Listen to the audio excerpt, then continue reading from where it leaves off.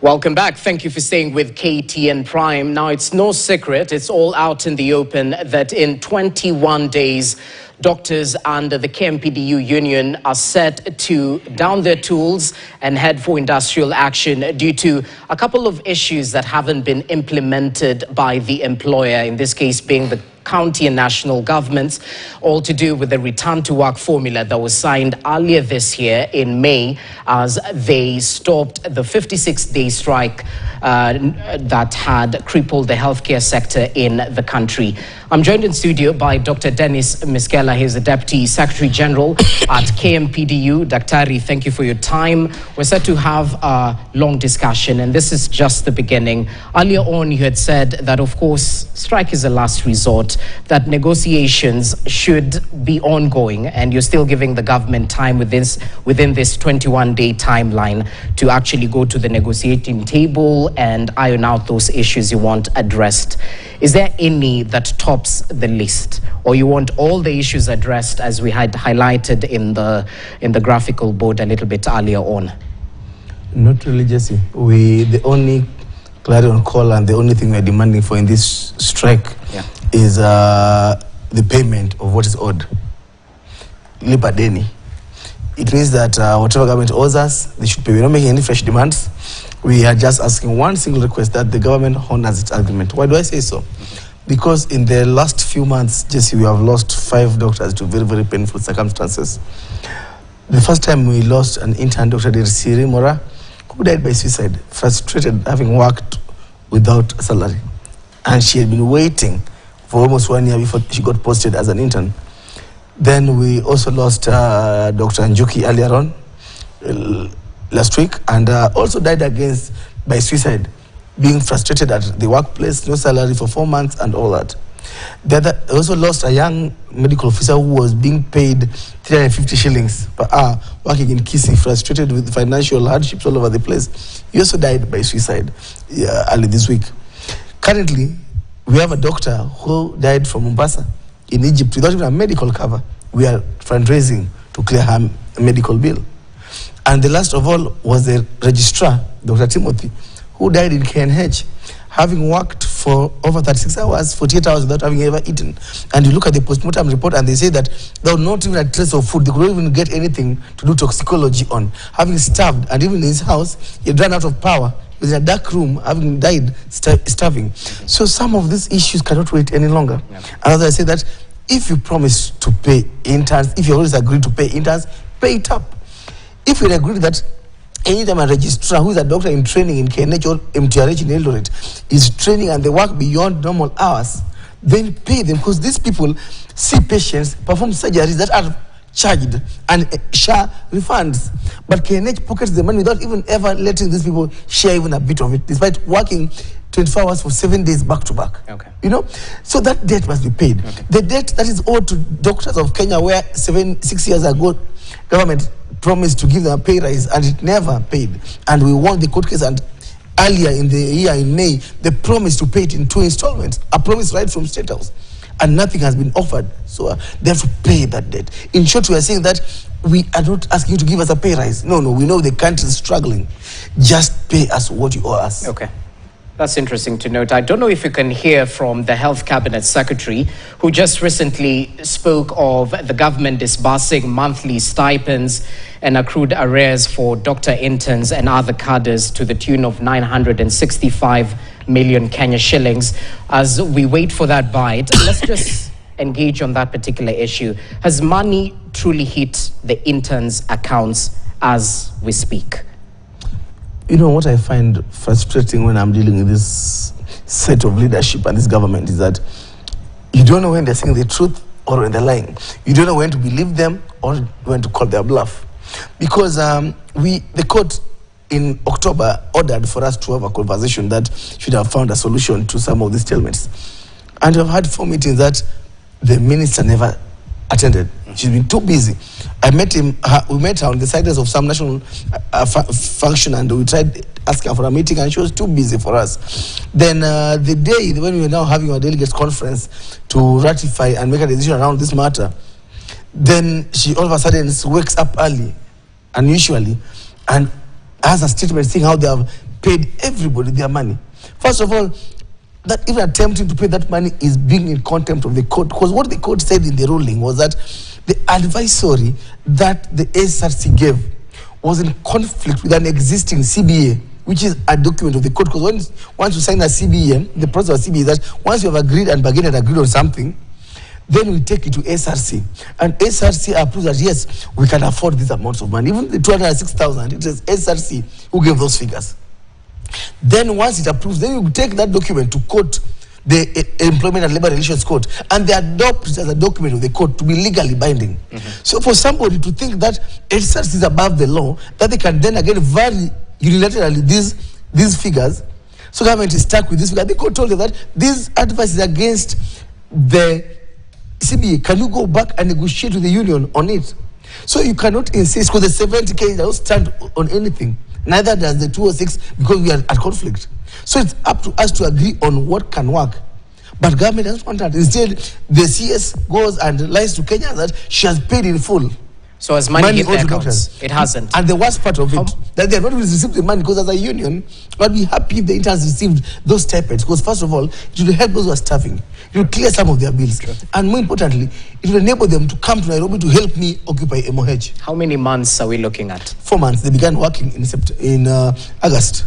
So August, September, October, November, 4 months. And of course, it's a dire situation, bearing in mind the number of lives that have been lost due to the unfavorable working environment for the intern doctors especially. We'll get to the nitty-gritties of that court ruling, because there are some who seem to argue that the court sided with SRC on that particular issue.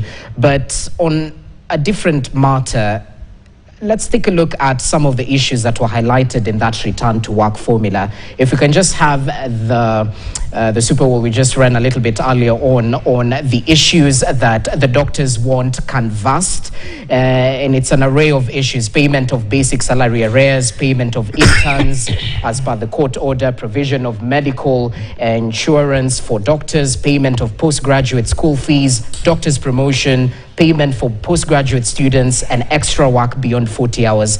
I'd like us to take a look at these issues one by one and perhaps find out if there's been any sort of progress ever since you signed the return to work formula in May. It's been a couple of months. So what progress is there, if any, on payment of basic salary arrears? Is there any progress? Yeah, so once we signed the return to work formula, as you saw in the media, we went and met the president in the State House, and we told him that this money has been owed for over 7 years, and in the agreement, the government has told us that they'll do pay in 5 installments over a 5-year period. Yes. But the president graciously accepted and offered to pay it in 2 installments. And the first installment was supposed to come in June this year, which has not occurred almost 6 months, in July.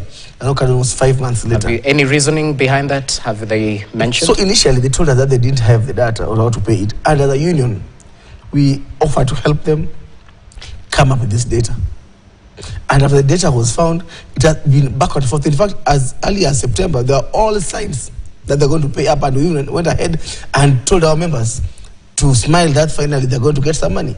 The money never came. So we keep on every month, we're being told next month, next month, next month. So right now, where we stuck at with that, the money, we're being told that the money is ready, but the ministry and the counties can't agree on which mechanism to pay it, whether the ministry should pay it centrally in a voucher system, or whether they should give the money to the counties to put in accounts. So we are victims of 2 levels of government who cannot agree on how to treat their workers. So you're told the money's there, yes, but it's all to do with how to pay it. How to pay it. Okay. On provision of medical insurance, you've been quite vocal about this, especially since doctors are giving services that they themselves can't afford. What progress has been made on this particular point? Yeah, doctors are the only people who walk into a workplace knowing that they're going to be encountering germs and diseases. It's like a soldier walking right into a battlefield. And they know that when they get hurt, when they get injured, they'll be coming back to a system that can treat them. Same when you go to hospital every day, as we face all these challenges, and when you call us frontline soldiers, we believe that we should get services that we offer. Yeah, and so in 2011, the doctors and the civil servants of this country seeded or donated their medical allowance to the NHIF to offer comprehensive medical cover for us Instead of us getting the money, then having to fundraise again when you fall sick. And we have enjoyed that cover for the longest. But when the Social Health Authority Act was being put in place, they put a clause that took away that medical cover from the workers. And the workers were like, if you can't give us the cover, then give us back our medical allowance. And we had to threaten a strike that was to begin on the 21st of November for government to go back and retreat and then offer that comprehensive cover. But it is only for the civil servants, those who are national. At the county level, we don't have a cover. In fact, some counties take a cover so shoddy that even the hospitals reject them. A county like Meru has a cover that cannot even treat anybody. Counties like Mombasa, right now, we are fundraising for a doctor who has been discharged from treatment. So this idea that every governor now comes with their own cover. You saw the strike and the disorganization in KU hospital was just about a medical cover. That the CEO gave a cover, the board nullified it, and the only issue why the people are fighting about these medical covers is corruption, kickbacks. That you go cut a deal with an insurance company to offer some surety cover, then you break and you get a kickback and you let the people suffer. Yet there's a clear guideline by the SRC and Public Service Commission of what kind of cover you should get in what job group. If you are in M, your inpatient can be 50,000, 1 million, and outpatient 50,000. Every job group and the benefit. But the counties have refused to follow it. And the government has refused to protect us. PSC, SRC has refused to call them out when they break a clear guideline on the kind of medical cover the workers should be getting. Okay, it's an array of issues, definitely. We're just getting to the crux of the matter. I have to ask this one question, and perhaps in a minute. Doctors' promotion, it still seems to be a challenge, and yet you were quite vocal. I remember us having a discussion earlier this year on how important this is, especially for the practice when it comes to motivation and whatnot. You know, what's going on? The dishonesty amongst the employers, like you can leave maybe your group M or N and go and do your master's, you're a specialist, and you come back from school and they assign you duties of a neurosurgeon or a obstetrician, you do a specialist work. And then they post you there, they say that we are posting you to X hospital as a neurosurgeon. But in the pay slip, you are still being called a medical officer and being paid as a medical officer. Back in the day before the evolution, people knew that you finish your internship, you move from L to M. 2 years later, you are in N. It is clear, there's a clear guidance on our schemes of service made by government on how we should progress. But right now, we are finding ourselves that we still have to beg for basic administrative issues. Right now in the counties, almost half of the counties in this country has not promoted anyone. So guys are so demotivated, people are so disappointed, and you have to issue threats in the counties for anybody, even just to consider, even just promoting one single person. So from where the union stands as we finalize, what's the weakest link here? Because I can see it's double-pronged approach. You're negotiating with county governments and of course at the national government level. Are you facing more challenges in the counties as compared to the national level, or it's both the same? You know, Jesse, this government has failed Kenyans. You know, in WHO says that for you to offer UHC, you have to bring the drugs, which they have done a good job on fixing cancer. Then they have to tell you that you have to build the hospitals and set up those machines and all that. They have done a good job, they are building. In fact, Kenya right now, we will surpass the WHO GDP recommendation for facility to population ratio. Then you have to digitize records and all those things. We have the Digital Health Act and all that. Perfect job. You have to then sort the financing issues around these problems, and they have brought share with these challenges, but still they try to finance the issue. And finally, you have to sort out the human resources for healthcare, those who work there. And once you have had these pillars, you tie it up with what we call leadership and governance to supervise that the pillars interact freely and smoothly.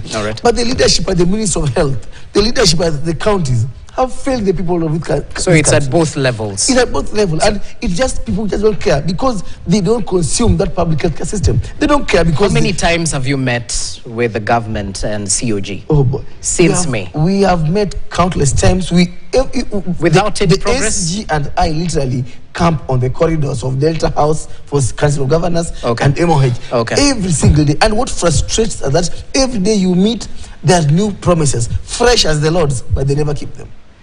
Interesting. I equally heard you speak earlier on that you're meeting junior officers and they tell you they have to wait for orders from above. We definitely reached out to the Ministry of Health. By the way, it's proper to note that they weren't willing to engage us in this particular discussion, but it's proper to note that we still have the KMPDU Deputy Secretary General with us.